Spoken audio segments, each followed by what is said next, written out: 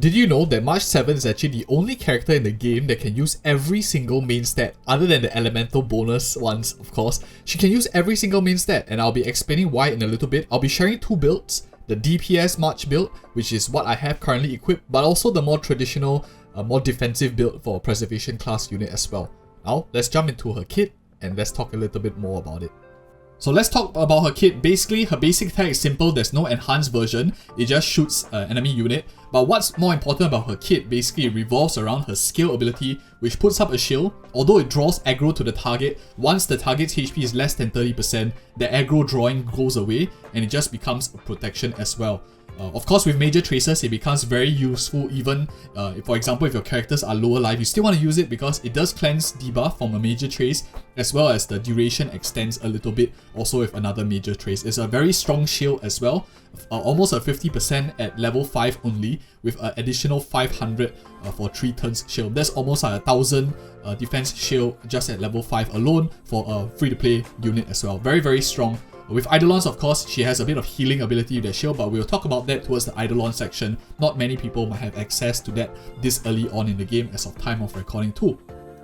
What not many people might know about her shield, if you put it up on multiple characters, this is a passive E4 that she gets when she joins the battle. She has the lower HP of the two, even though they are both max HP, so the passive shield that she gets at E4 is allocated to the lower max HP character. But let's put this shield out on Natasha here, and we can actually see that the shield doesn't go away. So ideally, if March 7 actually had a lot of speed, she could put up, for example, shields on many characters. Of course, the damage will be split evenly in terms of the aggro drawing, but what this also means is that if you need to cleanse a lot of characters, you can put up multiple shields to kind of like offset the aggro draw as well. So that is something that is pretty interesting. Next thing that we want to know is actually her ultimate ability. Her ultimate ability is an AoE freeze that scales off her attack. So something that we want to know is her skill scales off with defense, mostly for the shielding, but her ultimate ability scales off with attack, and her counter ability that we saw her shooting back at the enemies when teammates are affected or attacked when they have the shield, this is also scaling off attack. Unless the only exception is of course with a bit of Eidolons as well. She also scales off a little bit with attack percentage. As we can see here, this never forfeit again. This is scaling off a slight amount with defense, it's like 30%, but you can see majority is still scaling off with attack. So this is where, for example, March 7's builds usually can split it into 3 different forms. You can either have her as a pure shielder, where you want her to have as chunky a shield as possible, scaling off of defense, or if you wanted maybe the second route where you want a bit more damage because you can see the ultimate ability scales off with attack, basic attack scales off with attack, talent here also scales off slightly with attack. So you could go down the damage route. And the last route, of course, is we will see in the ultimate ability here that there is a 50% chance to freeze enemies, and this is a base chance, which is why effect hit rate works really well on this character too. So that is an alternative road that you can take, and of course there's a bit of additional damage they take when the enemy is frozen. She gets a bit of refund back as well. So let's go ahead and check out the ultimate ability. And other than that, of course, her last part that I want to talk about in terms of the kit is the technique ability, Freezing Beauty. When you enter the battle, it's basically just you inflict the whole entire enemy team with a freeze, 100% base chance to freeze. For now, with low enemies with maybe low effect resistance, this is very easy to proc, and for example, the ultimate is actually quite decent even though it's only a 50%. If you have a bit of effect hit rate, most likely you will freeze the enemy. But as we go on later in the game, I do expect this to slightly increase in terms of the enemy's effect resistance, or some of them like Cocolia you see has freeze resistance. So those are some things to note. But now let's go in more and talk about traces, and I'll talk a bit more about complexities for this character too. So what makes March 7 very strong is definitely her skill abilities has tons of utility. You can see here one of the major traces just already improved the skill shielding by an additional turn, together with this Purify skill debuff remove, which currently as a free-to-play player you only have access from Natasha in terms of this one here, this Soothe ability. And March 7 is another character that has this debuff cleansing ability in her kit as well. Very, very useful, especially for example, some of you might have noticed in the simulated universe, and I'm sure there are more monsters like Kafka going to come with domination ability as well. Of course, it does require you to draw the aggro to that particular character, but as mentioned, you could put it on multiple characters and effectively you will spread the damage across if you have multiple characters also having this effect of increased aggro. In terms of the middle 4 traces, There are two ways you can do it. If you are mainly focusing her at the start, especially as a defender, because I think some of you are considering this character, especially if you don't have a second healer in your team. If you are going down like a defensive route, you definitely want to max out the skill as soon as you can. This is the most important as it scales very nicely to allow her to shield your units very significantly. As you can see, it's like a 2% increase in terms of percentage and a 60 flat. So early game, this makes a very big difference, and I highly encourage you to push skill up first. I would say counter is nice to have, but note that if you are building your March 7 as more tanky to head the shield, I don't think she's going to do a tremendous amount of counter damage. If you need to, you can invest in your other characters early on and come back to this character slightly later as well. And as you can see, for example, her ultimate ability also doesn't scale amazingly well, as it's mostly attack, and each level is like 6% with 3% attack. And if you have very low amounts of attack, this doesn't really add up much in totality. Of course, if you have a ton of resources and you're building her maybe for a second build, which is more of a DPS March 7 build, which is my preferred March choice, I think that you want to focus on these three first. Her basic attacks are maybe the least out of the three, but her ultimate ability as well as her talent ability should definitely be pumped on, especially if you're going more of a DPS route. You could of course leave the skill as low as you want, because generally if you're going for DPS much, the shield is just used for drawing aggro, perhaps to give her more energy restoration, drawing the aggro to herself. Nice to of course have a bit of more shielding, but I think this will be probably maybe the slightly lower priority than the other damaging options as well. Other than that, the other major trace that she has, Ice Spell here, is increasing the ultimate's base chance to freeze enemy by 15%. As you can see here, the default base chance of freezing is like 50%, which is pretty low. So this additional 15% is pretty nice because it at least tips it up higher than the 1:1 ratio of freeze if you don't have any effect hit rate as well. She does good amounts of additional damage on ice, and if you're going for DPS, I think you want to focus on any ice damage tracers in general. You can see that in her kit there are 4 minor tracers, or 5 minor tracers rather, that increases ice damage. So she does scale pretty well, especially as a DPS, a ice DPS in nature, with even pretty good AoE damage. Other than that, she also has defensive traits over here. You can see there are some defense ones to buff up her shield damage, and even some counter damage also with Eidolons, and some effect resistance to make her a little bit more resistant to any of the enemy's crowd control debuffs as well. So I think a pretty interesting character, which gets even more interesting that once we consider Eidolons, and makes her a little bit more complicated to play as well. Now let's take a look in terms of Eidolons. So I have my March 7 here at E6, and the playstyle at E6 does change a little bit, especially with this, but we'll talk about that in a little bit. Let me talk about the different Eidolons and how it affects her playstyle as well. E1 is solid, it gives a good amount of refund to March 7. When you have E1, what this kind of implies is you want to have more effect hit rate to guarantee the freeze on the enemy target. Because as you know, even with all the major traces unlocked, it's like a 65 base chance to hit. And if you want this refund on her energy, which is very nice to have, not a must I would say, but especially if you can combo it with a freeze on the target, I think it's a beneficial thing. So you definitely do want to build March 7 for a little bit of effect hit rate to get a bit of energy refund, and E1 enables that quite well.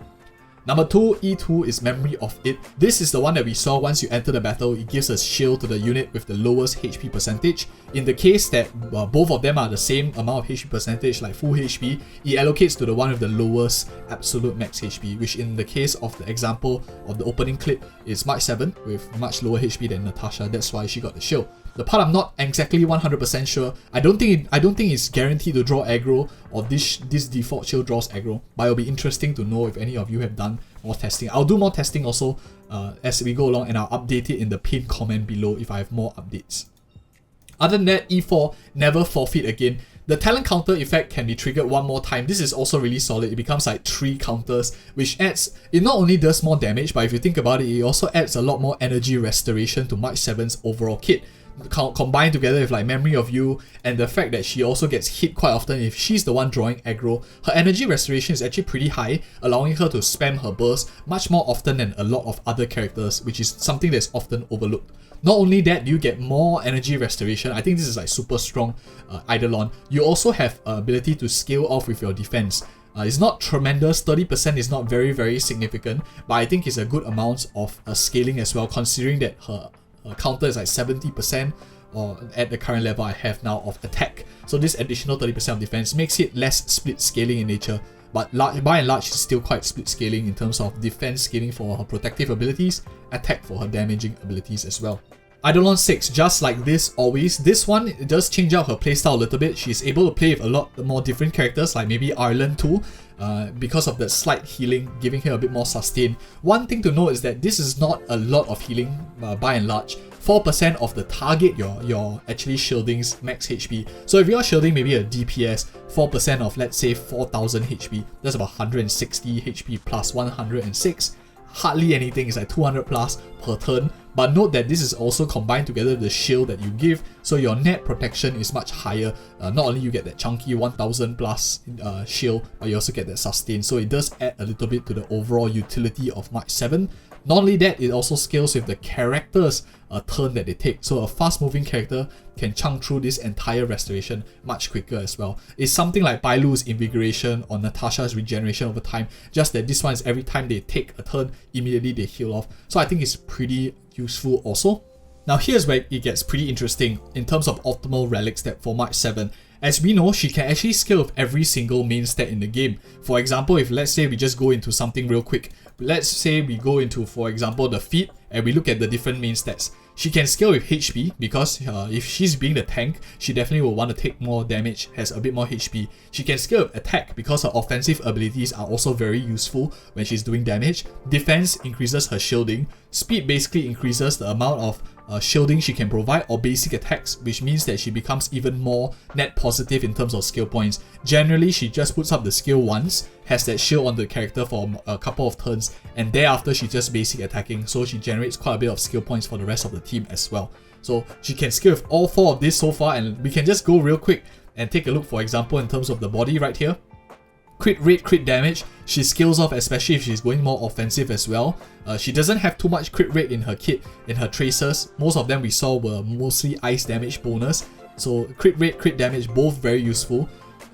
Maybe outgoing healing bonus is not very useful. Maybe the only thing is like her shielding, the healing that she does from her E6. So maybe this is the only main stat that is not very useful, but still it can be used a little bit as well. So but effect hit rate, the one that I want to focus on a bit more, is also very useful on this character too. Because if you want to just build her mainly for a freezer, a crowd controller, you can build her effect hit rate and effect break damage, for example, and do tons of freezing, as well as able to break the enemy's weaknesses for if she's the only ice character, yet also providing quite a bit of shielding on the team. Very solid character so far, and we can also see this just by simply going to the link road. Break effect, if you are looking to break enemies, she's your only ice character. She does a lot of ice damage over time, especially if her counters, her basic attacks, her ultimate ability that hits in an AoE fashion. Super solid. Energy regeneration rate, she loves it as well. More spamming of her ultimate, more chance to freeze the enemies as well, and also getting more refund with her E1 in terms of energy restoration. So this character is super flexible, and I'm going to reflect that in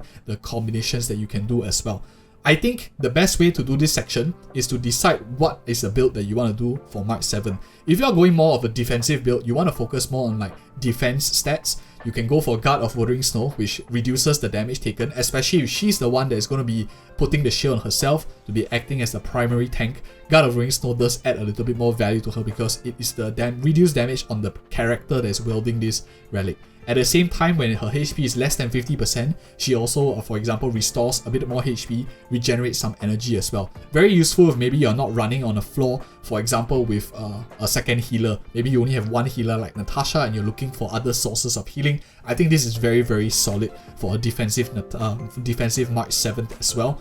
Other than that, of course, if you're running defensive March 7, you can focus on Knight of Purity Palace. This gives good amounts of defense to increase her shielding capabilities and also the amount of max damage that can be absorbed by the shield. I think this, as well as this, mostly I would say is like even, depending especially if you're running her as defensive. This one is more of like if she's the one that's soaking the damage, it benefits her. This is, for example, if you are putting the shield on someone else, this will definitely benefit her a bit more. But by and large, I think both of them come pretty close, in my opinion. The other option, of course, we have is if let's say you want to go for a more offensive march, Musketeer of Wildweed definitely will benefit her in terms of this attack 12%. The basic attack is nice to have. Speed is also, of course, nice to have for her as well. You could, of course, combine it with a 2-piece here, Hunter of Glacial Forest, ice damage bonus. 4-piece, I would say, is a little bit harder to get because this crit damage bonus after using the ultimate is pretty difficult to utilize because most of the damage will likely come from her counters, her basic attacks, and her ultimate does a lot of AoE damage already. So I generally would prefer a two-piece, for example, Musketeer of Wildweed and Hunter of Glacial Forest. Doesn't require you to have a huge amount of crit rate stat to utilize this 4-piece as well. Also so much easier to farm if you just need a 2-piece too. So those are my thoughts for offensive March 7. The last one, there are so many for this first section. The last one is more of like a freezer kind of crowd control March 7, or maybe the only breaker on the team. In that case, I definitely think that Thief of Shooting Meteor, if she's the only ice character on the team, definitely going to be very useful for her. Increases the break effect for her or by 32%, and when she inflicts weakness break, this is the one that is very nice, gets additional energy on the target. She most likely is going to break multiple enemies with her ultimate ability, will freeze the whole entire field down. Not only with her E1 you get some energy back, this also gives a lot of energy back, making her an extremely strong freezing specialist also. I think it's pretty solid if you ask me. And next up, let's talk about the planar ornaments. Same thing, we'll be talking about all 3 different styles of playing March 7. The first one is more defensive style. I think if you're looking for defensive style, the Bellerbog of the Architects probably is going to be your best slot, where you increase the defense, and when your effect hit rate is 50% or higher, gains an additional 15% defense. Most likely if you're building full defense, you might not get this additional effect, but this segues nicely if you're, for example, running maybe more of a supportive March 7 who's a hybrid in terms of support, plus also effect hit rate. We'll talk about this in a little bit. But other than that, Fleet of the Ageless is nice if you're more of like a defensive March 7, gives you HP, allowing her to be like the solo tank, tanking a bit more damage. And when her speed is slightly higher, she also buffs the whole team's attack. So I think this is also pretty useful, especially if you're running more of like a defensive March 7. If you are switching more towards an offensive March 7, I think Sprightly Von Weg is an interesting one to have because it gives her energy restoration rate. For this character in particular, energy restoration is directly linked to her offensive ability because her ultimate ability is more of like freezing enemies as well as dealing a lot of damage. So Sprightly Von Weg is pretty decent. You can use Inert Salsoto. She's one of the rare characters that uses every single of the Inert Salsoto's effects. For example, we have crit rate here, we have crit when it's above 50%, follow-up attack is her counter ability. So she gets 15% additional follow-up attack, and also her ultimate damage is increased by 15%. Very solid. I'll recommend these two, Sprightly Von Weg and Inert Salsoto, for like offensive March 7. Other than that, I think the last one is like Space Sealing Station. You get pretty nice attack here, 12%, and also additional 12% if her speed is higher than 120, which I think is quite easy to hit if you're running with S-Star, or maybe you have just a few speed substats in your gear too. Very, very solid. And the last one that I want to talk about is more of a freezing one, the freezing build. And in that situation, I think effect hit rate Pan-Galactic Commercial Express is going to be extremely solid.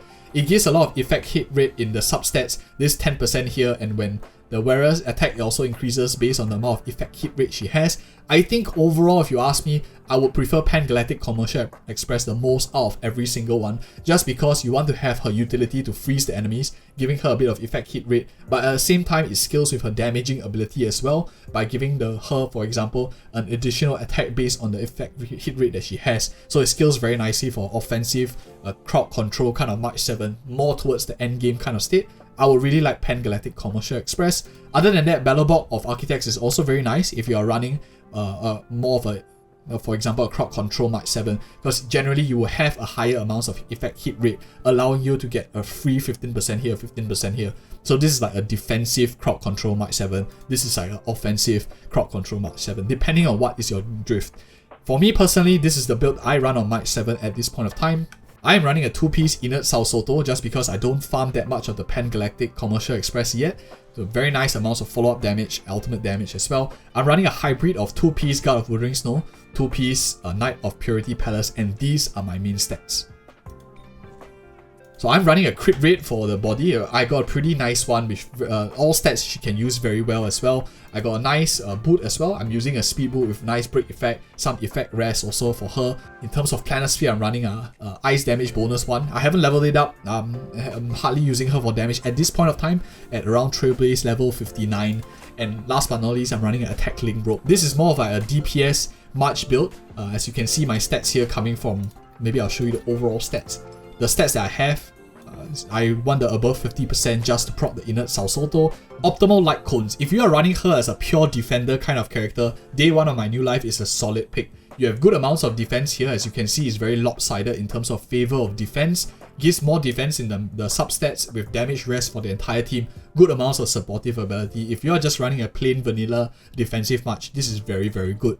Other than that, she can really use almost any single other Lightcone. I'll tell you in what specific situation is good. So for Landau's choice, if you are using this one, she's likely going to be the one drawing aggro. And as you can see here, the thing about Landau's choice, the lopsidedness is much more even and is skilled a lot more towards attack. This is if you are running her more of an offensive March 7 build where you want a bit more damage. She draws aggro to herself, gains some sustainability because of this damage reduction, meaning that her energy restoration is also going to be a lot higher as more enemies are hitting her. She has that shield that she's going to put on herself, so you double down on this damage reduction as well. Together with a higher amount of attack stat, allows you to scale much better with her counter abilities, her ultimate abilities as well. So in that situation, Landau's choice is very strong for her too. Trend of Universal Market I think is pretty interesting. It's going to be used a lot more later on when there are more DOT buffs as well. This allows March 7 to also be played in a DOT team. If you use this on her, for example, equip it on her, you draw the aggro to herself and she's able to burn the targets that scale off with her defense too. In a DOT team, that means she's just contributing more towards the whole team's damage. Just a little bit that scales off with defense, making her also less speed scaling in nature.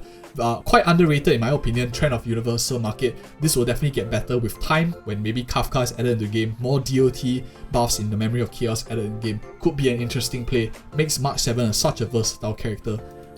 Next up, we have We Are Wildfire. I think out of all of them, this is probably like the weakest one. It has very good amounts of stats here. You can see this was like 21. Even for example, Lando's choice was 19 and 18.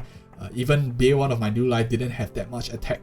So We Are Wildfire has pretty nice base stats where we can see so far. And at the start of the allies, of course, this is a very short turn limit. So you get nice stats, but you will lose out a lot of these HP regeneration, these kind of buffings that only last 5 turns. If you are going through the Memory of Chaos, you know this chips down very quickly as well. Unless you can of course finish the match in less than 5 turns, then it's a whole different story. But if you're going through the simulated universe and you are mainly running her through the sim universe, I think this is pretty solid since you will encounter quite a lot of battles as well. Other than that, the 3-star Lightcones, I think the only one that I want to talk about is defense. This allows her to heal at max superimposition is 30% of max HP, allowing her to also shield herself, sustain and doesn't require much of a healer, especially if, for example, your splash damage, the one just beside her, also has maybe a bit of sustain or shielding in their kit. This means that if there's no AoE damage, March 7 can self-sustain herself quite well. Especially since her flat scaling for her shield is already so high, might not really require the amount of defensive stat. Of course it's nice to have, but it's good if you're running without a healer in the second team. Other than that, this is me, a 4-star Battle Pass Lightcone. This is very offensive in nature. It allows her to scale.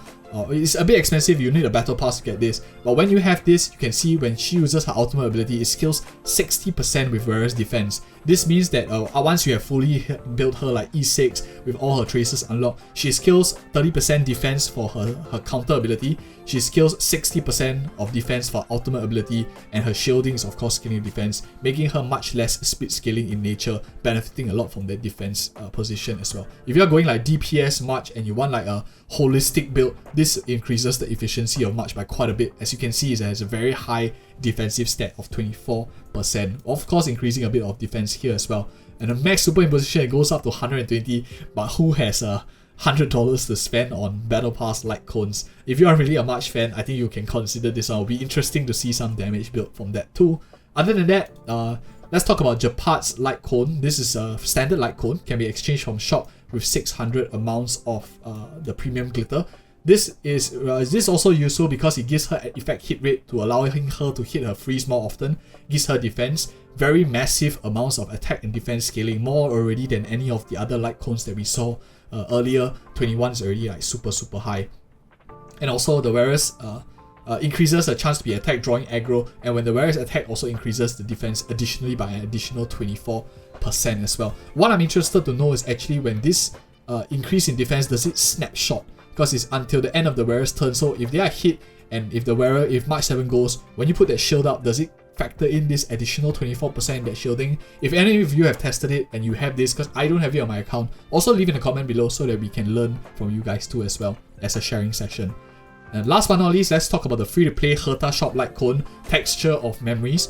This one increases effect rest, so if later on in the game when we are maybe under a lot more crowd control, at max superimposition level it gives a decent amount of effect rest here, and when there's no shield, she gains a shield based on her max HP, and if she has a shield and she's getting hit, for example, then of course she gains a damage reduction. This is nice overall. The defense scaling is also pretty good. Attack is not too bad as well. If you are just looking for the stats scaling, this is pretty solid if you were to ask me. It gives a nice amount of variability, especially if you maybe don't have that many preservation Lightcones to go around.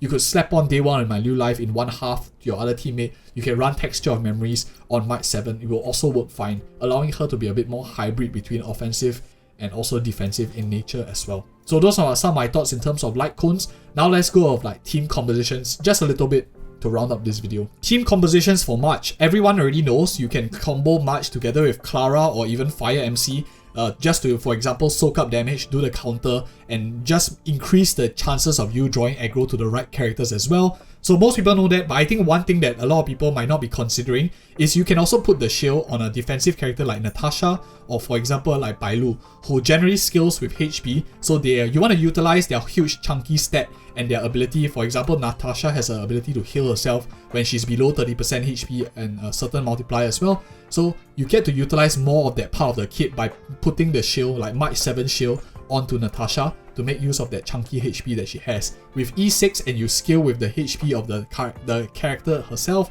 this also increases the amount of healing that she gets, especially if you put it on a chunkier character like Natasha too. So that is an interesting way to play if you want to make use of high HP pool characters and putting the shield on them. By putting the shield on Natasha, you also give more, it's basically like an energy redirect. If you put it on characters that need more energy and they draw more aggro, indirectly you are helping them charge up their burst much quicker as well, which is not something that a lot of people are thinking about when they are thinking about where to put the shield. Usually it's like who needs protection, but other than that you can also think about who needs energy. It's also a redirect of energy too, making use of the enemy's turns. But of course, if you're not interested in running like Natasha as the tank because you already have, for example, a preservation character in the first slot here, you're using Might 7 to buff, for example, your Fire MC, you could run a very simple comp of, for example, the Astro Express crew right here with very good amounts of single target from Danheng, or of course you can run a character like Arlen, because Arlen, if you put a shield on Arlen, he gets more energy restoration, and also you are able to protect him when he goes below 30%, which he does tend to go below 30% quite often. So if enemies hit him when he's at 100%, he goes down quicker to that threshold limit, and especially since, for example, if you start off the match and you have some Eidolons on him, he actually gets to survive one time if he's knocked out. So it doesn't matter if you start off the game and the shield's on him, he's drawing the aggro, so that is fine as well. I think Might 7 and Arlen work really well, but I talk a lot more about these team composition and permutations on like Might 7 in this team composition video. I would highly encourage you check out right here if you want to know more of how you can utilize this amazing character that is so flexible as well. Thank you so much for watching. See you in the next video.